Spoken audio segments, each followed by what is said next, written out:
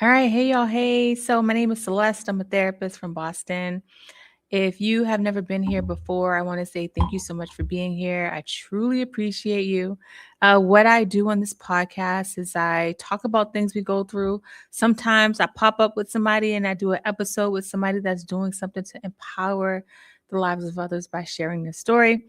Today is solo episode. We are talking about something so important: why you keep choosing the same person um, when the results are feeling off, where there's a lot of chaos. How do you continue to do that? Like, why is it that I say I'm struggling with this type of person, but I keep finding myself in the same situation? So it's like a different person, but the story feels the same, a different face. The dynamic is the same. And you say, I don't know how I ended up here. I can't tell you how many times people have said that to me. I don't know how I ended up here, but then like here we are, right? And so it's not that it's bad luck, because I think sometimes people think like, what's wrong with me? Do I have bad luck? And I'm if you're working with me, or if you're in the Shift community and you're listening to this podcast, I'm huge on accountability, and accountability isn't about you doing something wrong, or it's your fault, right? It's not about whose fault it is. It's about the responsibility. And when you look at your role in situations, it's like, what part did I play in it? Did I allow this to happen? Did I not pull back? Did I set up a system where I allowed myself to be used, right? So it's not about luck, it's a pattern. And patterns have roots, right? They don't just come from nowhere. They start from a young age by what we were seeing. It's not that somebody sits down and says, Hey, Celeste, I want you to keep choosing the wrong person. I want you to live a life of chaos, right? That's not how it works. It's more so like our system, I'm going to butcher this word, loves familiarity, right? Things that are familiar. And if chaos is familiar, then we're going to be looking for chaos. We not intentionally. It's not like you wake up and say, "Hey, I want to look for chaos." No, that's not how it happens. If you're not mindful, if you're not intentional, if you're not paying attention to what's happening, you're going to just do it automatically. The more you become aware, the more you recognize like, "Oh, snap, this is what I'm doing." So we're breaking this down into different parts, but the first part I want to start with is like why familiar things feel like chemistry. So I'm not even going to say familiarity because I butcher it. So why is it that things that are familiar feels like chemistry? So what we grew up around, it starts to feel normal and very familiar, right? Even if something's not good for us, I tell people all the time, like people that are dealing with domestic violence situations, whether it's emotional, physical abuse, it's not that they enjoy the abuse, but unfortunately, they're so used to it, they have a hard time seeing themselves out of it. There's been times where people have gotten away from their abuser and they willingly went back to that space, right? And it's like because of how familiar it is. Like anytime we're trying to create change, I'm talking about let's shifting the mindset, shifting the way you think, right? When we can work on our mindset, right? And unfortunately, we're not working on our mindset. We're just scrolling. We are like looking at things and things are happening in our lives, but we're not like really paying attention. So when someone feels familiar, even if they're not good for you, unfortunately, your nervous system will read that as comfort. You ever been in a relationship and the person was good for you and it feels like this isn't enough, like I don't feel the chemistry. Do you not feel, what chemistry are you referring to, right? Are you saying you because you don't feel chaos, right? A lot of times what we are used to, our nervous system would be like, oh, okay, we're familiar with this, right? So that pull that you feel towards certain people, sometimes it has nothing to do with attraction, but the recognition, right? I'm gonna say that one more time for the people in the back. That pull that you feel, that attraction to that bad guy, that bad girl, that feeling, that is maybe not attraction. It could be just the not chemistry, but it could be just the attraction of what's familiar, right? Your system is recognizing that feeling that gives you that adrenaline. So you're not choosing wrong on purpose. It's not like you're saying, hey, like I want to deal with chaos, right? You're choosing what feels like home. Even if home was very chaotic, at the end of the day, that is what you know. You only know what you know until you learn something different. And I'm hoping today you can learn something different from this dialogue that we're having today. So the next thing I want to talk about is what you learned about love, right? I have a 3-part series on the podcast called All About Love, where I break down, and it was the person Bell Hooks has a book called All About Love, and I break that down, and it talked about this part I'm talking about now. There's a whole 3-part series on All About Love. So if this is speaking to you, like definitely check that out, and I'll put the link for it in the show notes. But thinking about like the way that you learned love is so important. Your first relationship came from your family. That template of what relationship looks like, it came from your family dynamics. So if love came with inconsistency, guess what? You're going to learn to chase stability, right? If love came with this emotional unavailability, you're learning to work for affection, right? I want you to think about these things and think about like the way that you're struggling, and if you can look at your dynamic and how things played a part.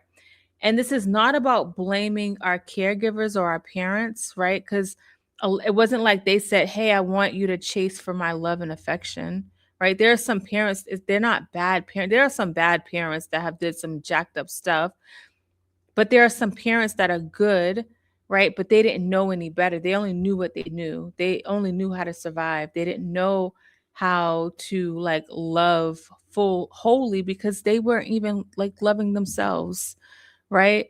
If love came with chaos, you learned that calm feels boring. And for people that are in these type of dynamics and relationships, and you find yourself getting with somebody that's not available, right? Why is all the persons that I'm picking, they're not completely available for me? Then when I get with somebody that's available, it feels like they're doing too much. Like what is it that you want? And I get the privilege of working with people, so I see how the mind works. Like my mind worked like that. Got into, never had didn't have a healthy relationship, got into a relationship with my husband, and he was healthy, and it felt like, what is this, like like it didn't feel right to my system, right? I wasn't in a system that didn't have chaos. All I knew chaos, I knew trauma, I didn't know stability, and so it didn't feel right.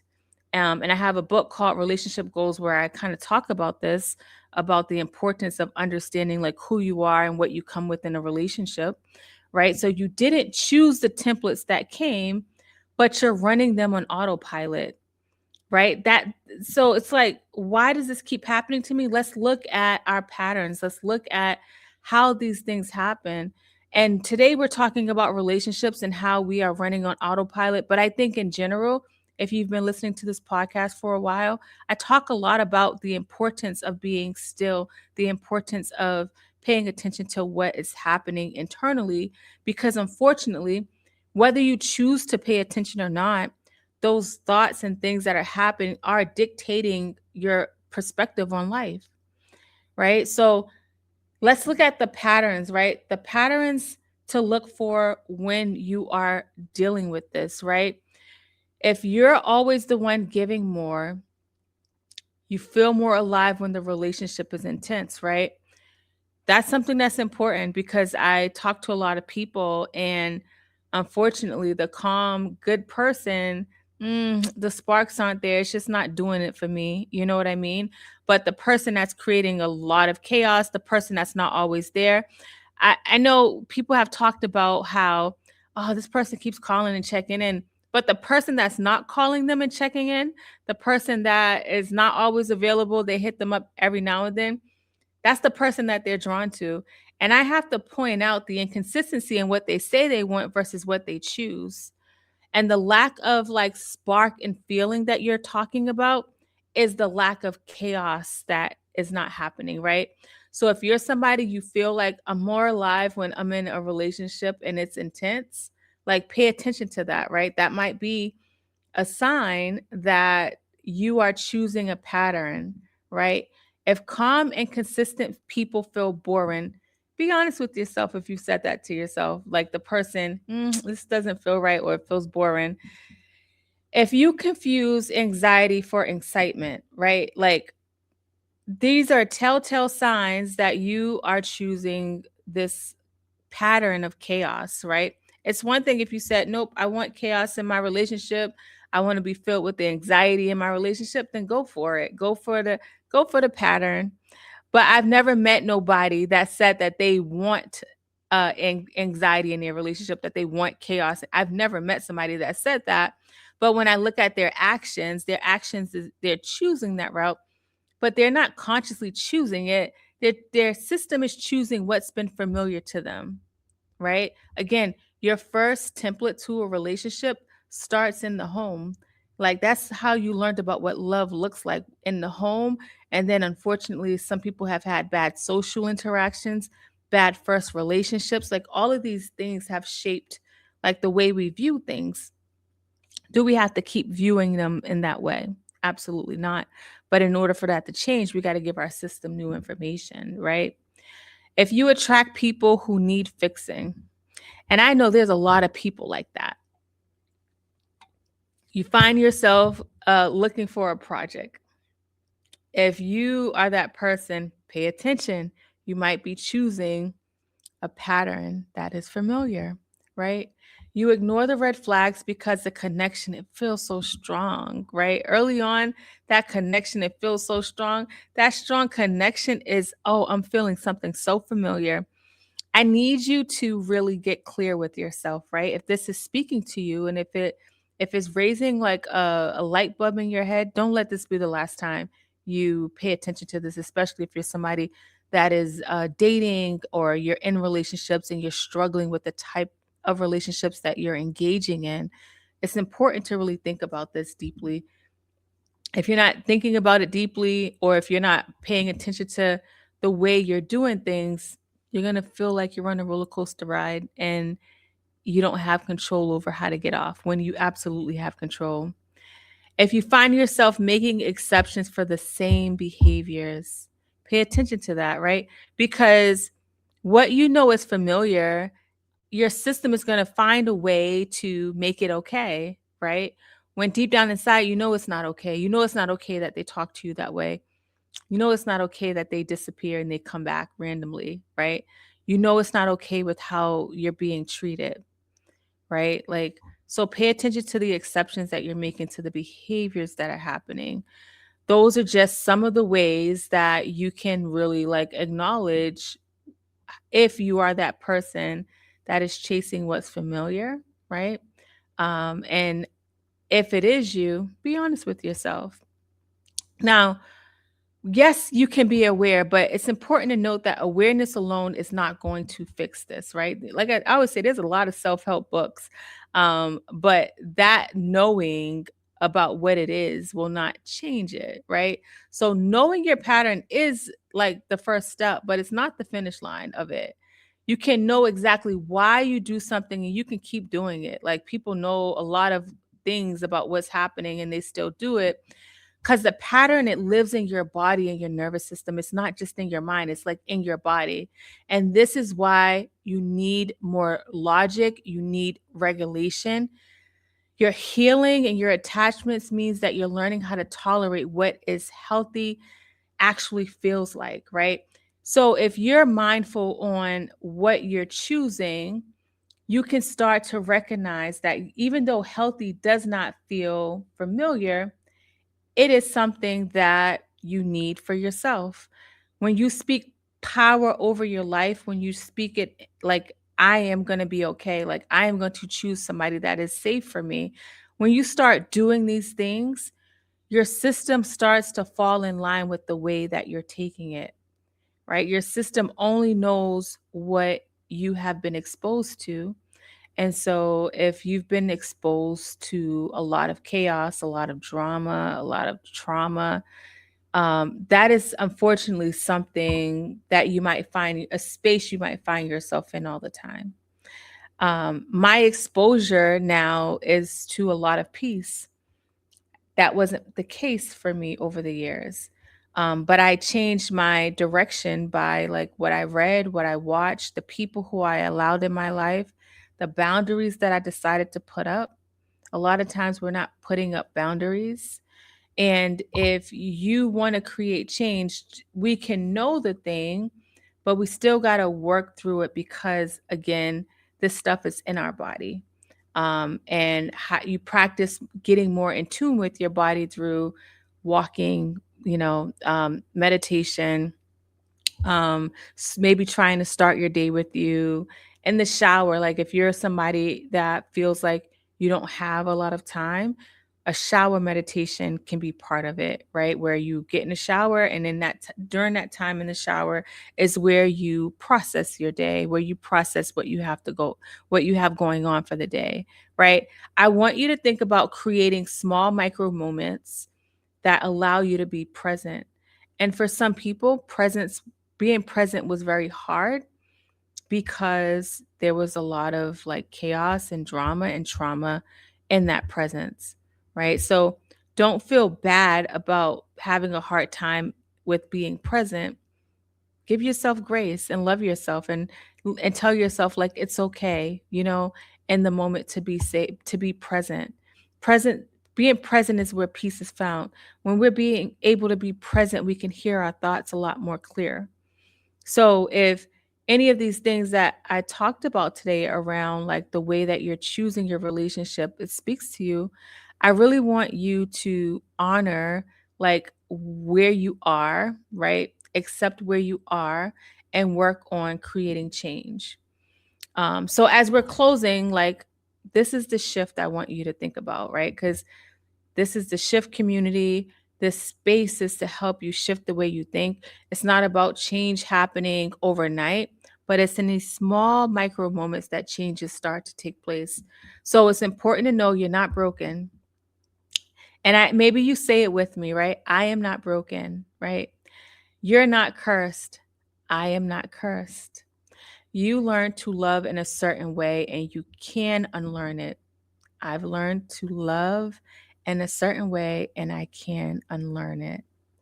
But first, I have to stop calling it bad luck, right? When you start to take ownership for where you are in life, for the decisions you made, the choices that you made, when you start seeing the pattern and recognizing, like, yeah, this relationship feels exciting, but is that excitement or is that something that just feels familiar? Right? Do I like the roller coaster ride this relationship has me on? Do I like how isolated I feel? We only have one life. And I know for some people, being partnered with somebody feels safer than being alone. But if you're honest with yourself, like sometimes you're in that relationship and you feel alone, and you're not excelling, right? And I know it's not easy to just get out of a relationship. And if you're in a relationship and you're having a hard time, I just want to encourage you. I'm not asking you to make a decision about the relationship, but I want to encourage you to start taking care of yourself. You want to know why? Like, that's the remedy. When you start taking care of yourself, you teach your system what you deserve. The problem is that when you're not taking care of yourself, your system is okay with being in relationships with people that don't take care of you. And so if you're having a hard time and know like this isn't right for me, but I don't know what to do about that, just start working on you. That is the message. And if you're somebody that is dating and you're finding yourself in this cycle of being in relationships that are really, really hard, like I want you to remind yourself that you deserve more than what you allow, and you don't have to keep staying in that cycle. Get more in tune with your system and how you feel, because in relationships is where the trauma and all that yucky, like hard stuff shows up the most. And sometimes, like in relationships, you feed off of each other, right? So, I hope this was helpful. I hope this makes sense. I love talking about relationships. If you've been a long time listener, me and Jeff, who passed away, man, we used to do this all the time. And I think that relationships are a beautiful thing, but I think that they become challenging because people lose themselves in a relationship. And I don't want you to lose yourself in a relationship. Like, you're still a person that's in a relationship. And when you begin to understand your patterns and understand why you choose what you choose, you can actually start to make different choices. So, if anything I ever say here was helpful, understand you have the power to create change, but first you have to have faith and believe in yourself. And when you have faith and when you believe in yourself, I tell you, no one can ever take that away from you. Don't forget, you can follow the podcast on all podcasting platforms. Just search Celeste the Therapist. If you want to follow the Wellness Center, see what we have going on, or be a part of anything that we have going on, you can go to stwyt.com, stwyt.com. You can also find the Wellness Center on all social media platforms at stwyt. And then you can find information on the podcast by going to celestethetherapist.com. Until next time, beautiful people, I will talk to you later.